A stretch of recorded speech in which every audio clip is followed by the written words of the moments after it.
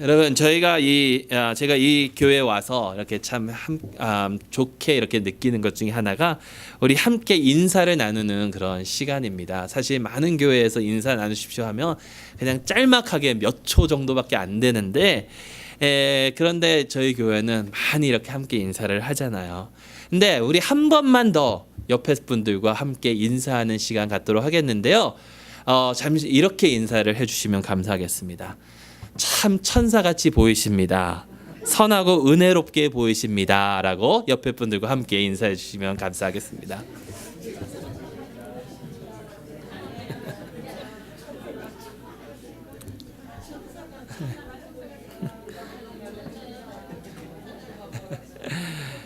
자, 한 번 더 인사드릴 텐데요. 이번엔 이렇게 인사하면 감사하겠습니다. 찔리시죠?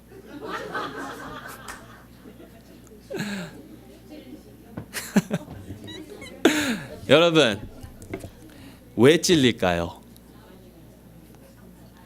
오늘 아침에 교회에 온다고 어떤 분들은 아주 일찍부터 일어나셔서 준비하셨을 거라 생각합니다. 하나님 앞에 나와 예배를 드리는 것이니까 아침부터 샤워하고 화장하고 어떤 옷을 입으면 좋을까 한참 보면서 정장을 꺼내고, 그래서 내가 가장 아름답게 보일 수 있는 그런 옷을 입고 또 단정하게 외모를 이렇게 취하면서 이렇게 교회에 나오지 않으셨습니까? 하나님 앞에는 물론이고 사실 다른 사람들에게도 좋게 보이기 위해서 노력을 하셨으리라 생각합니다. 어떤 분들은 거울을 보면서 웃는 모습도 이렇게 연습해 보시는 분들도 계셨을 것이고요. 근데 왜 참 은혜롭게 보입니다, 선하게 보입니다, 천사같이 보입니다 라고 하는 그런 말에 우리의 마음이 찔릴까요? 아마도 그것은 우리가 우리 스스로를 너무도 잘 알기 때문이 아닐까 생각해 봅니다. 전에 제가 말씀드렸는지 모르겠지만 여러분, 만일 여러분께서 제 마음속에 있는 것 아니면 제 생각이나 저의 그 삶에 대해서 다 알고 계신다면 여러분들은 아마도 저를 목사로 인정하지 않고 또 제가 전하는 말씀을 들으려고 하지 않으실 것입니다. 그런데요, 반대로 생각해 보면 제가 여러분들 마음속에 있는 것이나 여러분들의 생각 그리고 여러분들의 삶을 다 알게 된다면 저도 여러분들을 섬기고 저는 말씀을 전하고 싶지는 않을 것 같습니다. 왜냐하면 우리는 이렇게 다 죄악에 가득 찬 존재들이기 때문입니다. 그런데 이런 우리를 하나님께서는 사랑하여 주시고 은혜로 대해 주십니다. 하나님의 그 복음의 메시지는요, 죄악으로 가득 찬 우리를 하나님께서는 사랑하여 주시고 받아주셨다라는 겁니다. 우리의 삶 속에는 그래서 이런 하나님의 그 사랑에 대한 감사가 가득 차고 넘쳐야 될 줄로 믿습니다. 그래서 그 하나님을 감사하는 마음으로 주님의 제자처럼 주님을 순종하면서 하나님의 나라와 하나님의 영광을 위하여 살아갈 수 있어야 될 줄로 믿습니다. 이런 하나님의 사랑을 확실히 알고 그 확실히 아는 그 사랑으로 인하여 감사가 저희 모두의 삶에서 넘쳐나기를 주님의 이름으로 축원합니다. 그러면 이런 사랑을 하나님께서는 저희에게 보여주시는데요. 뉴욕의 팀 켈러 목사님은 이런 사랑을 보여주시는 하나님을 뭐라고 칭했냐면 낭비하시는 하나님이라고 전했습니다. 사실 이 낭비하시는 하나님이라는 책을 그분이 쓰셨는데 제가 그 책을 읽고 너무나도 많은 감동을 받고 은혜를 받아서 여러분들과 함께 앞으로 몇 주간 거기에 나오는 내용들과 또 말씀을 가지고 함께 나눴으면 합니다. 하나님께서는 낭비하신다. 도대체 무슨 뜻일까요? 여러분, 저희가 오늘 읽은 이 말씀은 너무나도 잘 아시는 그런 말씀이죠. 탕자의 비유. 이 탕자의 이야기들은 너무나도 잘 아실 것입니다. 근데 여기서 탕자라는 그 단어를 영어로 표현을 하면 prodigal son이라고 그러거든요. 이 prodigal이라는 이 단어는 흥청망청 쓰어버리는, 그냥 낭비하는 그런 것을 뜻하고 있습니다. 혹시 이런 말 들어보셨나요? What happens in Vegas stays in Vegas. 라스베가스에서 일어났던 일은 라스베가스에다 묻어두고. 왜죠? 라스베가스에서 도대체 뭘 하기 때문에 잘 아시겠지만 사람들이 거기 가서 노름도 하고요. 술을 마시고 파티를 하고 정말 이 세상에 즐길 수 있을 거라고 이 세상이 즐기는 방법대로 즐길 수 있을 거라는 것이 다 있는 곳이 라스베가스라고 합니다. 거기서 어떤 일을 했든지 그건 거기다 묻어두고 일상으로 돌아왔을 때는 그것이 우리의 일상 속에서 나오면 안 되기 때문에 그런 말을 했다라는 것입니다. 근데 여기서 이 팀 켈러 목사님은 그러한 어떻게 보면 그 베가스에서 흥청망청한 삶을 살았던 것과 비슷한 그 둘째 아들의 이야기인 이 탕자의 비유를 가지고 그 둘째 아들을 사용해서 둘째 아들을 뜻해서 사용하는 이 프라디걸이라는 이 단어를 가지고 하나님께 적용을 하고 있습니다. 흥청망청 쓰시는 하나님, 낭비하시는 하나님. 왜 그렇게 말씀하셨을까요? 그 이유는요. 사랑을 받을 자격이 없는 자에게 사랑을 쏟아 부어 주셨기 때문입니다. 아무에게나 그냥 아무나 이렇게 불러서 그들을 사랑해 주신 것이 아니라 사랑을 도저히 받으면 안 되는 자들을 사랑하여 주셨다라는 것입니다. 여러분, 낭비가 무엇인가요? 낭비. 값어치가 없는 것에 내가 큰 돈을 들여서 그것을 사게 되면 낭비입니다. 내가 신경을 안 써도 되는 것에 신경을 쓰거나 내가 시간을 투자하지 않아도 되는데 거기에 투자할 가치가 없는데 거기에 내가 많은 시간을 투자하면 그것을 낭비라라고 저희는 이야기를 합니다. 액수가 크고 적고 시간이 많고 적고 문제가 아닙니다. 똑같이 100불을 썼는데 어느 사람은 100불어치 값어치를 하는 물건에 100불을 지불했다고 하면 그것은 낭비가 아니죠. 근데 100불어치 값어치가 없는 그곳에 100불을 지불했다면 그것은 낭비입니다. 똑같이 2시간짜리 영화를 보고 나왔는데 어떤 영화는 감동이 있었고 즐거웠고 나를 기쁘게 한 영화가 있는가 하면 어떤 영화는 내가 이것을 왜 봤는지 2시간 동안 시간 낭비를 했다라고 하는 그러한 영화가 있습니다. 어느 사람은요, 내가 시간을 같이 보내고 함께하면 나를 굉장히 기분 좋게 해주고 기쁘게 해주는 그런 사람들이 있는가 하면 나를 속 터지게 하는 사람들도 있습니다. 전자에게는 잘해주고 싶지만 후자에게 잘해주는 것은 어떻게 보면 낭비 같고 아깝고 그렇습니다. 그런데 하나님은 그렇게 하신다라는 겁니다. 사랑을 받으면 안 되는 자들을 사랑해 주신다라는 것이죠. 자신의 욕심만 내세우는 그런 배은망덕한 자에게마저도 사랑하시고 은혜를 베풀어 주시는 것이 우리 하나님이십니다. 이 세상의 관점으로 보면 그것은 낭비죠.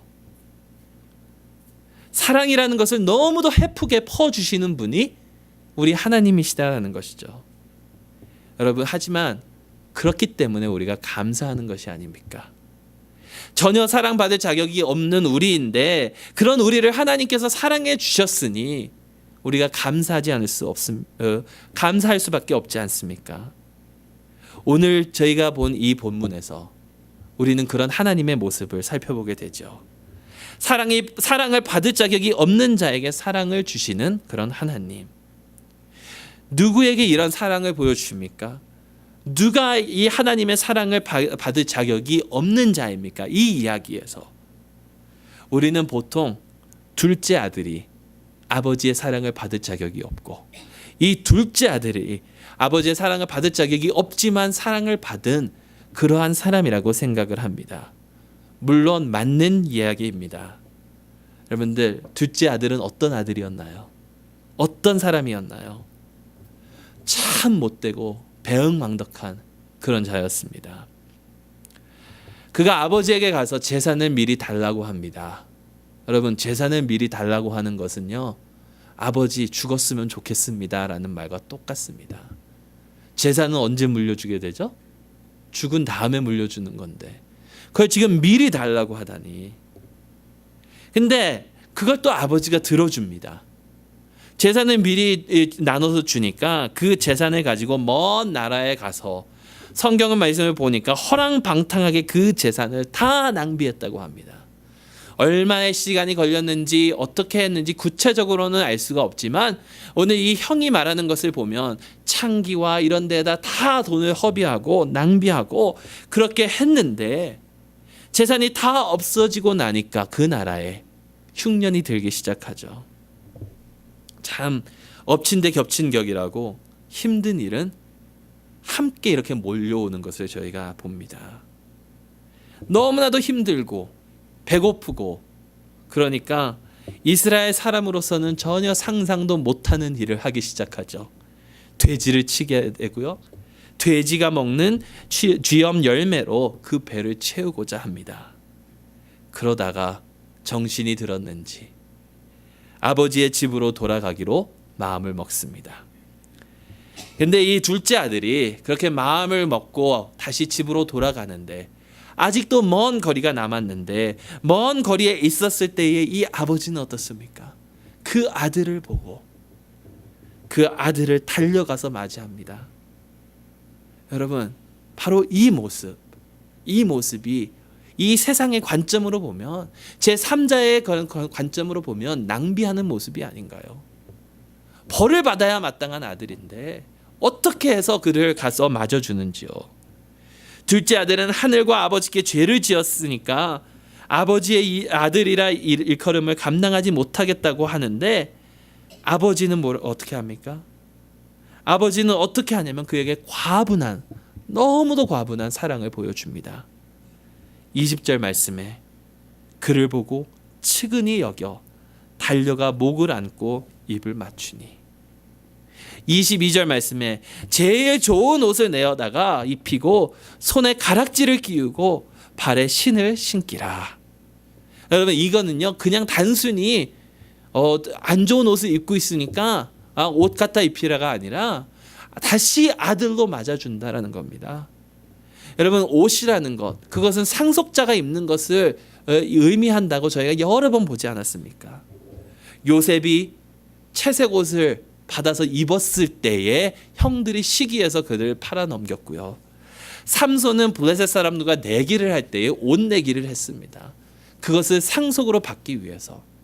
또 계시록을 보면 예수님께서 흰 의복을 입고 계시고 그 의복을 우리에게 입혀주신다라고 전하고 있지 않습니까? 다시 아들로 받아주신다라는 거죠. 그뿐입니까? 23절에 살찐 송아지를 끌어다가 잡으라 우리가 먹고 즐기자. 여러분 송아지를 잡는다는 것은 살찐 소를 잡는다는 것은 보통 큰 잔치가 아니죠.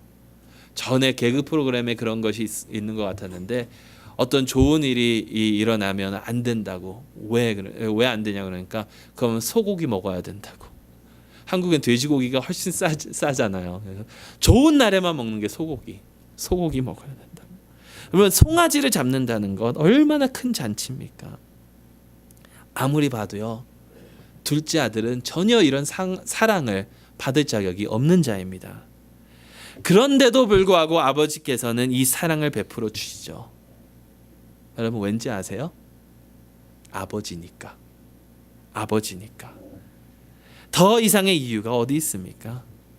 아버지의 마음은 그 잃어버린 그 아들에게 가 있다라는 겁니다. 아무리 못난 자식이라 하더라도 아버지는 사랑합니다. 여러분 옛날에 그 한국의 안 좋은 풍습 중에 뭐 고려장 같은 거 기억하시죠? 부모를 버리려고 이렇게 가는데 뒤에서 부모가 계속 뭘 흘리고 왜 그러냐니까 혹시라도 자녀가 집에 돌아가는 길 잃어버릴까 봐. 이게 부모의 마음인데요. 자녀의 마음을 보면 도대체 왜 그렇게 해야 되는지.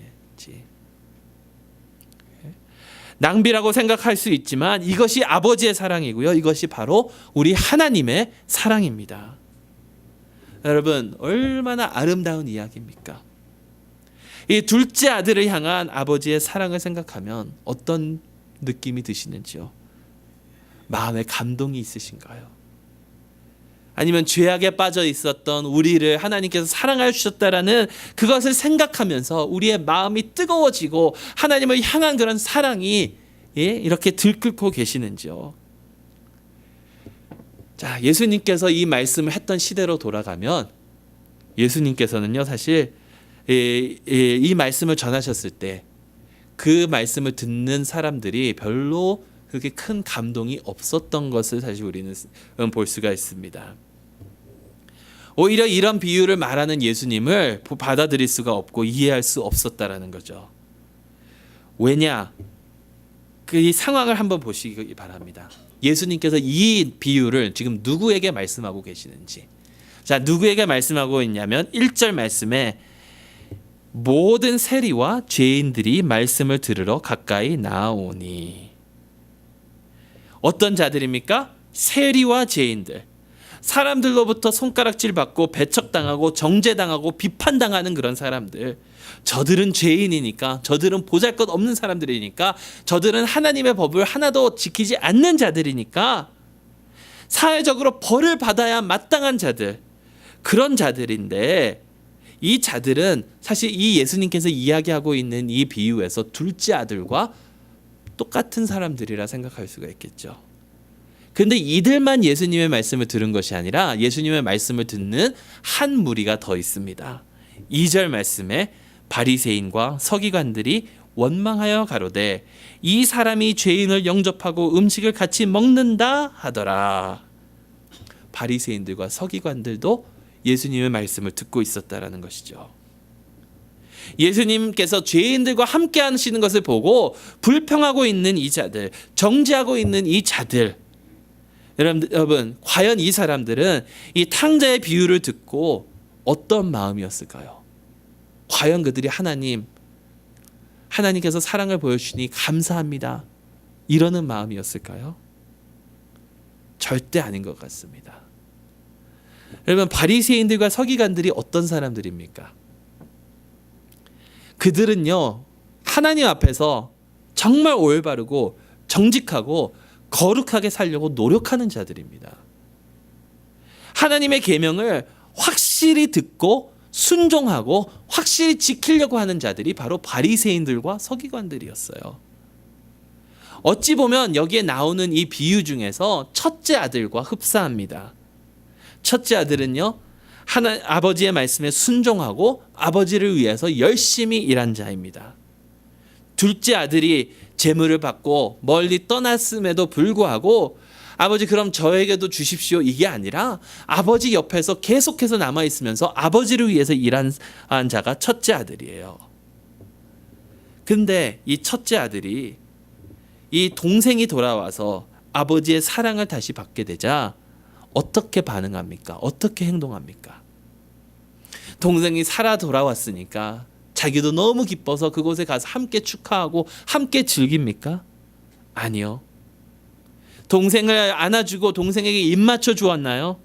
아니요. 그는 오히려 화를 냈다라는 겁니다.